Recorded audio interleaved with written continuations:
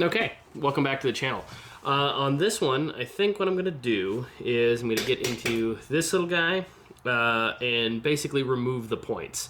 Shouldn't take very long, shouldn't be that difficult. I just wanna get it done because I'm tearing this whole engine apart and I wanna get all the videos done. So, let's get into it.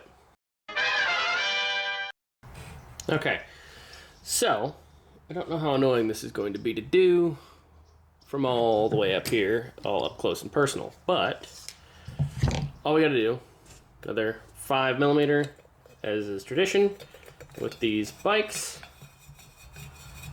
Gonna go ahead, spin that guy off.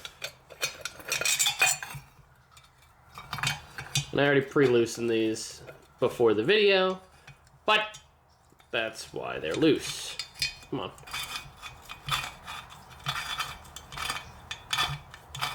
Keep out of there. Alright. So, there's the cover off. I'm gonna go put it with the rest of it. This one got pretty banged up as well. Probably gonna replace it.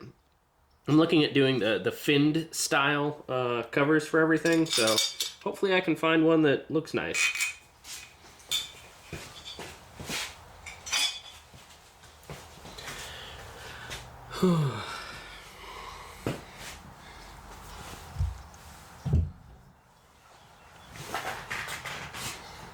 Okay. Next thing's next. So, stop shaking you. There you go. Alright, so I think all I actually have to do is just pull out a screwdriver and start yanking these things. So, these two wires that have been getting in my way so far for everything, these two wires go all the way up, wrap around to the front of the bike, and they go to the coils. So that's what these do. So basically the way that this thing functions, for anybody who hasn't dealt with points before, is this little nut has a lobe directly behind it. This whole thing is attached to the crank. So as this thing spins, it basically rotates this lobe up here, which then actuates these little guys in the same kind of way that the lifters do on the upper part of the bike in the valve train. So, as it's rotating and it's lifting these, it'll disconnect one and then the other, one and then the other, and that causes an electrical signal to be sent to the rest of the bike, which lets the pistons fire. So, as the engine rotates, it tells it, hey, fire now, because here's where the cylinder is. So, that's how points works. There's also, you're definitely not going to be able to see it, but up in here, let me see if I can try and get it in there. Alright. So, up in this little hole right here, you can't see it right now because it's not rotated correctly because I can't get the engine to turn all that much because of some problem that's in the engine. But up in here, there's little marks. So as you rotate the crank over, it'll say T or F. That's for, and it tells you which cylinders. So 2 of the cylinders fire at the same time, and then the other 2 fire at the same time in this engine. So it's middle 2 and the outer 2, vice versa, back and forth. So this has the little firing mark and the timing mark, or top dead center mark. So they are different. They are off by just a little bit. So top dead center, this basically is what helps you get your timing correct for your bike. And when it will actually send the electrical signal to the spark plugs to get them to fire in order. So I don't actually need to go into all that, but I think I just need to take this plate off. So I'm going to zoom that in, I think. There we go. And we're back. So here's what I'm trying to do. I'm trying to take this sucker apart. So first things first, these little cables have quick disconnects on the end on mine. So I do not want to cut them and then have to redo that. Instead, I'm just going to unscrew these little guys and then feed the lines back through. I think that's going to be an acceptable way to do it. But they are itsy bitsy teeny tiny little nuts. So I'm going to get to work. Well, after a bit of a fruitless search, I think I'm just going to try and grab it with needle nose pliers and see if that'll work. Not the approved solution, but I'm not finding it in the book, and I need to get this off.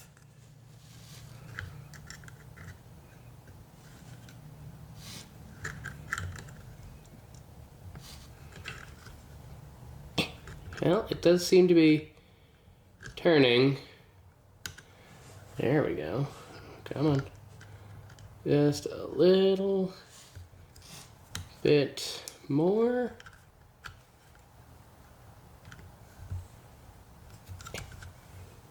There we go.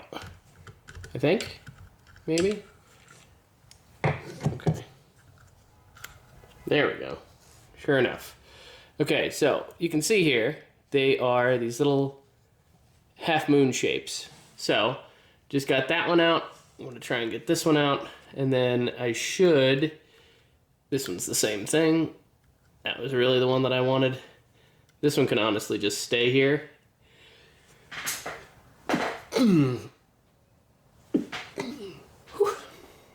So, this one honestly can just stay where it was, because I don't need that one for what I'm trying to do. That one can just stay on there.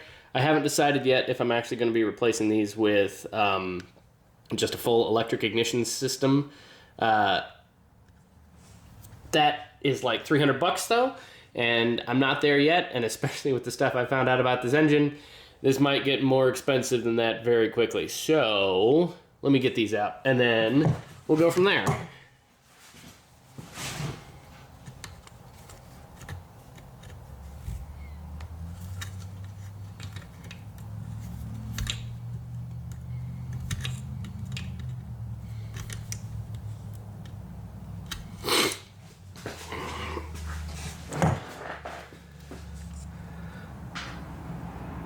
Okay, now I've got that guy out. I'm gonna just slowly, I'm trying not to damage these wires. I'm gonna slowly feed him down through here, like that. And then I'm gonna try, there's a little O-ring right here. You can kind of see right where my thumb's pointing. There's a little O-ring right there. I'm gonna pry out that O-ring, I think, with a little dental pick real quick. And then that should give me enough space to get these wires out. They're a little too fat as it is right now with the wrapping on them.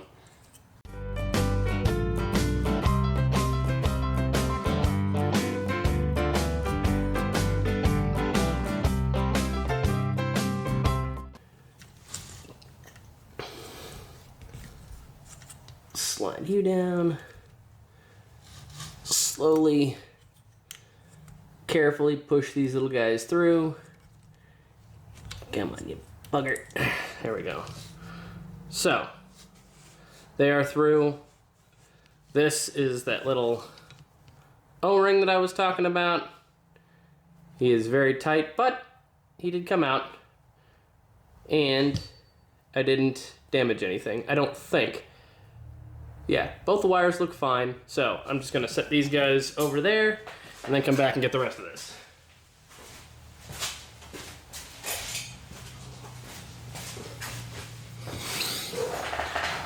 Alright, next, continuing to take screws off. So basically all I'm doing is I'm just going to try and get all these screws off. I'm going to try and pull it all off as one piece. I think that should work, hopefully. So we'll see.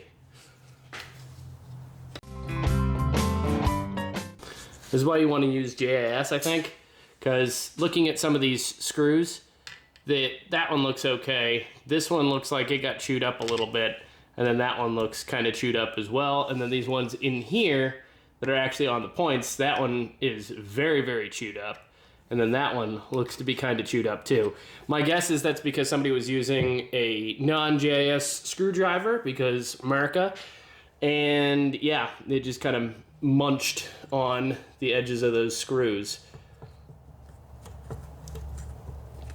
So this is actually how you're adjusting your points and timing, or I'm sorry, your timing specifically, and your points firing order, and how they fire. So I'll get into it at some point later with a separate video once I actually figure out what the heck I'm doing. There's also some really, really good ones out there already. I might just link one of those and call it good, but we'll see. So, time to keep going. Now I gotta hold these two separate, so I'm gonna try and separate this guy from this guy. But to do that, if I just try and turn this guy, it's trying to turn my heads up here. So rather than do that, instead, I am going to hold this one secure and torque it off.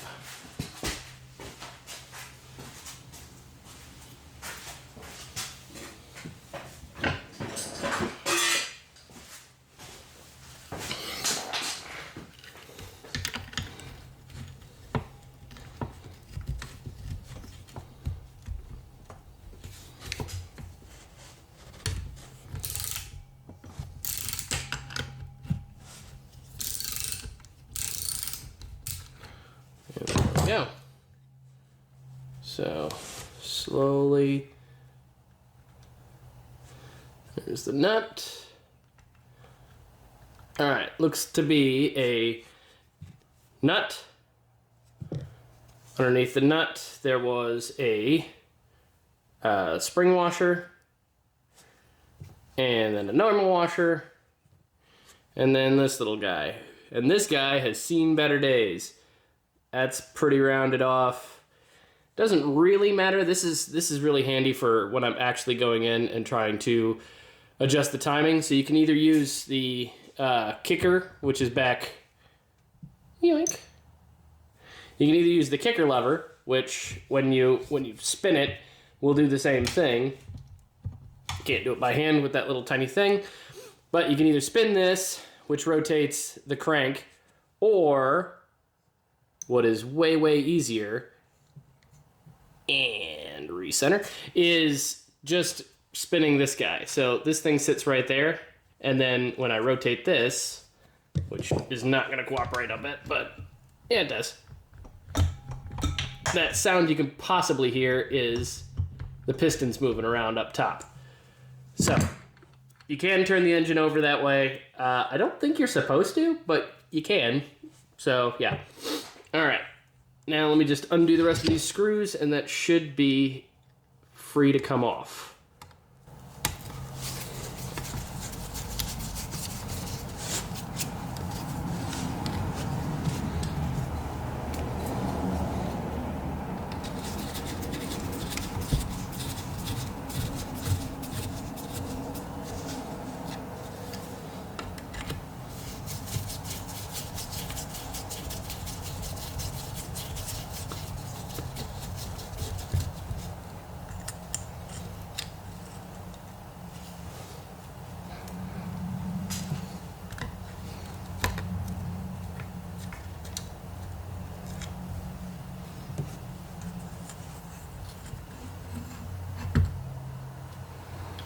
And there you go.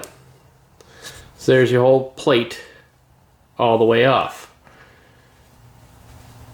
Yep, I'm gonna set that aside for later.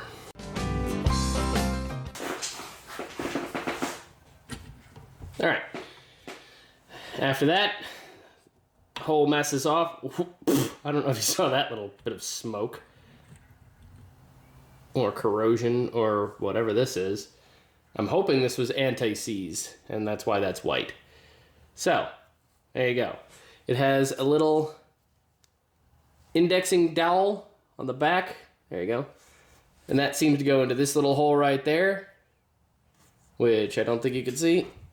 Let me rotate it. There we go. So, there's that little hole. Stop wobbling. There you go. And, yeah, you can just sit this guy. He sits right... Come on.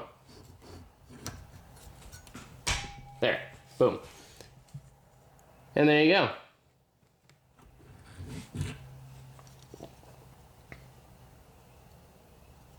Neat. I really like old things like this. They're super cool, and this one's a little rusty, but not too bad. This is the other thing that I couldn't show you before. Here, let me see if I can clean it up a little bit. But on there you'll see it's got the little timing and firing marks on there.